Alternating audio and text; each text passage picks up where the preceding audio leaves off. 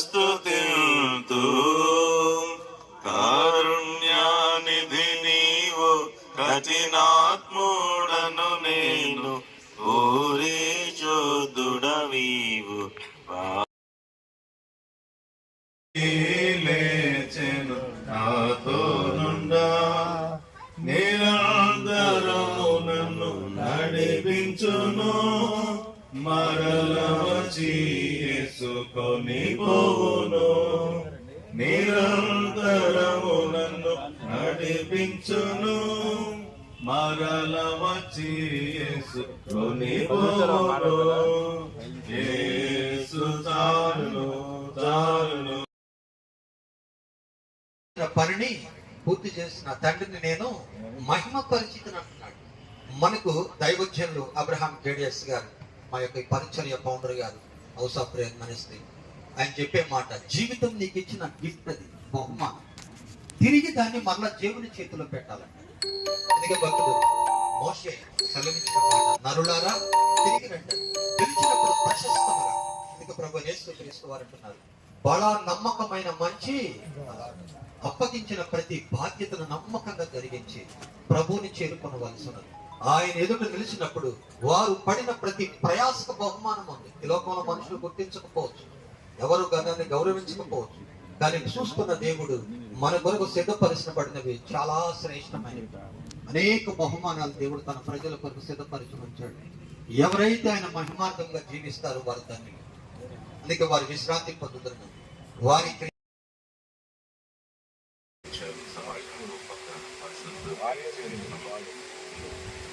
ఇవన్నీ నేర్చుకుని అవే మేము కూడా లైఫ్ లో పాటించడానికి ప్రయత్నం చేశామని, అనేక పాటించడం అనేది నిజమైనటువంటి నివాళి. ఎంతో గార్డియల్గా, ఒబీడియంట్గా, అదే సమయంలో చాలా ధైర్యంగా తన పనులు చేసుకోవడం, నాలెడ్జ్ పెంచుకోవడం అనేటువంటిది ఆ తల్లి ఆ బిడ్డలకు ఇచ్చినటువంటి ఒక ప్రతినిధి లాంటిది. అది ఆ విలువలు పాటిస్తూ, ముఖ్యంగా మనం ఒక నాలెడ్జ్ని పెంచుకుని దాని ద్వారా ఏ విషయానైనా సరే ఏబుల్గా, అంటే చాలా నాణ్యమైనటువంటి రీతిలో పరిపక్వంగా పనిచేయడం అనేది ఆ తల్లి నేర్పించినటువంటిది. అలా మనం కూడా చేయగలిగితే అది నిజమైన నివాళి అవుతుంది. సో ఈ సందర్భంగా కుటుంబానికి ఆమెకు నివాళులు అర్పిస్తూ, ఆ కుటుంబానికి ప్రకటమైనటువంటి సానుభూతి తెలియజేస్తూ మీ అందరికీ కూడా ధన్యవాదాలు.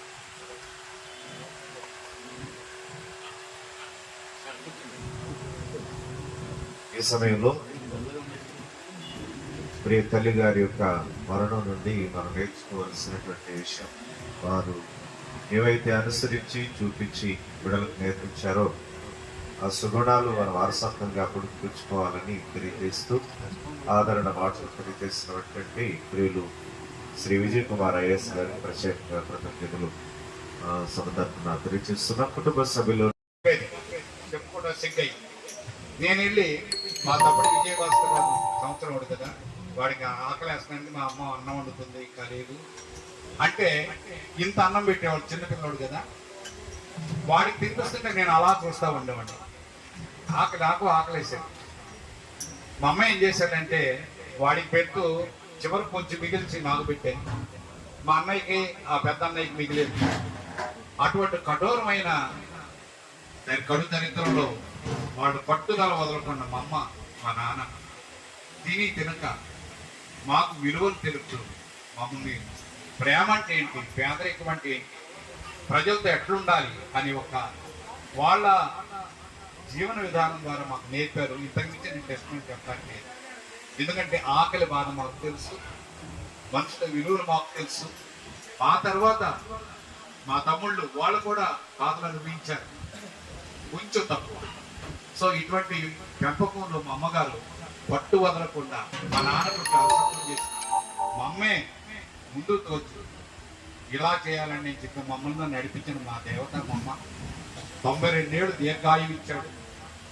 మరి ఇంతకన్నా దేవుడు ఇంతకన్నా ఆమెకి పెద్ద వరం ఇస్తాడని కదా బిడ్డలందరూ గొప్పగా చేశారు. అందరం గొప్పగా పెరిగాము, మంచి స్థితిలో ఉన్నాం. మా పెద్దన్నయ్య ఏఎస్ఎం ప్లాన్ ఇండియాలో ఒక రీజనల్ ఆఫీసర్గా చేస్తూ రిటైర్ అయ్యి కాలం చేశాడు. మా రెండో అన్నయ్య జార్జి రాజు డిప్యూటీ డిఈఓగా చేస్తూ రిటైర్ అయ్యారు. మా వదినమ్మ రెండో వదినమ్మ కాలం చేశారు. నేను రాజు నా పేరు. నేను ఎస్సీ కార్పొరేషన్లో రిక్రూట్ అయ్యి ఒక జనరల్ మేనేజర్ స్థాయికి ఎదిగాను. మరి విజయ్ కుమార్ గారు కలెక్టర్గా ప్రకాశం జిల్లా ఉన్నప్పుడు వారి దగ్గర చేసిన వారికి ఏబుల్ గైడెన్స్లో కొన్ని కానీ స్నేహితులు కానీ రక్త సంబంధికులు కానీ ఎక్కడి నుంచి వచ్చారు. మీ అందరికీ నా వందనాలు.